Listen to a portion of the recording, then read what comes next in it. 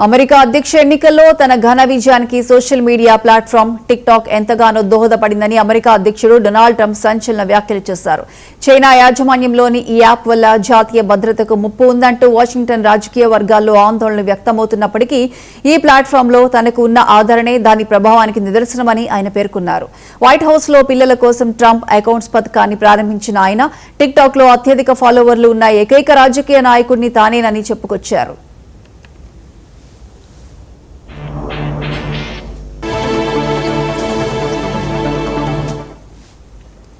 అమెరికాలో tick talk భవిష్యత్తు ఎలా ఉండబోతోంది, దీనిని అమెరికన్ ఇన్వెస్టర్లు కొనుగోలు చేయాలా అని అడిగిన ప్రశ్నలకు ట్రంప్ స్పందించారు. టిక్ టాక్ లో తానే అందరికంటే ముందున్నానని, నిజం చెప్పాలంటే ఈ యాప్ వల్లే తాను ఎన్నికల్లో ఏకపక్షంగా ఘన విజయం సాధించానని భావిస్తున్నట్లు వెల్లడించారు. చైనా యాజమాన్యం కారణంగా ఈ యాప్ వల్ల గూఢచర్య ముప్పు పొంచి ఉందంటూ ఒక టీవీ షోలో చర్చించడాన్ని తాను చూశానని చెప్పారు. పాలసీ మేకర్లు దీనిపై ఆందోళన వ్యక్తం చేస్తున్న విషయాన్ని ఆయన అంగీకరించారు. అయితే ఆ వాదనను తోసిపుచ్చుతూ ఒకవేళ ఈ యాప్ అంతగా ప్రభావితం చేయగలిగితే నేను దేశాన్ని ప్రేమిస్తున్నానని, దేశం కోసం ఎన్నో పనులు చేయబోతున్నానని ఇందులో చెబుతున్నట్లు ట్రంప్ పేర్కొన్నారు.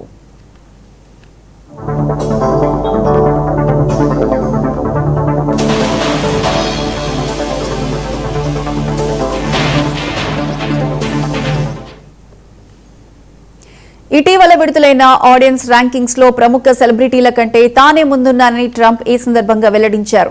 తాజా గణాంకాల ప్రకారం ప్రముఖ సింగర్ టేలర్ స్విఫ్ట్ 11వ స్థానంలో ఉంటే నేనే నెంబర్ 1 స్థానంలో ఉన్నాను అని చెప్పారు. ఇదే సమయంలో టిక్ టాక్ వ్యవహారంపై తాను చైనా అధ్యక్షుడు జిన్ పింగ్ తో మాట్లాడినట్లు ట్రంప్ బహిర్గతం చేశారు. ఈ ప్లాట్ఫామ్ ను అమెరికా సంస్థల యాజమాన్యంలోకి తీసుకొచ్చే ప్రయత్నాలకు తాను మద్దతు ఇస్తున్నట్లు తెలిపారు. నేను జిన్ పింగ్ కు ఫోన్ చేసి మాట్లాడాను. టిక్ టాక్ కూడా ఇది మంచిదేనని, అమెరికాకు చెందిన అగ్రశ్రేణి కంపెనీలు దీన్ని సొంతం చేసుకోవడం మాకు మంచిదని చెప్పాను అని ట్రంప్ వివరించారు. చైనా ఎప్పుడూ తమకు గట్టి పోటీదారి అయినప్పటికీ అమెరికా వినియోగదారులో ఈ యాప్కు ఉన్న విపరీతమైన ప్రజాదరణను దృష్టిలో ఉంచుకుని ఈ వివాదాన్ని చూడాలని, కేవలం నిషేధించాలనే వాదన సరికాదని ట్రంప్ అభిప్రాయపడ్డారు.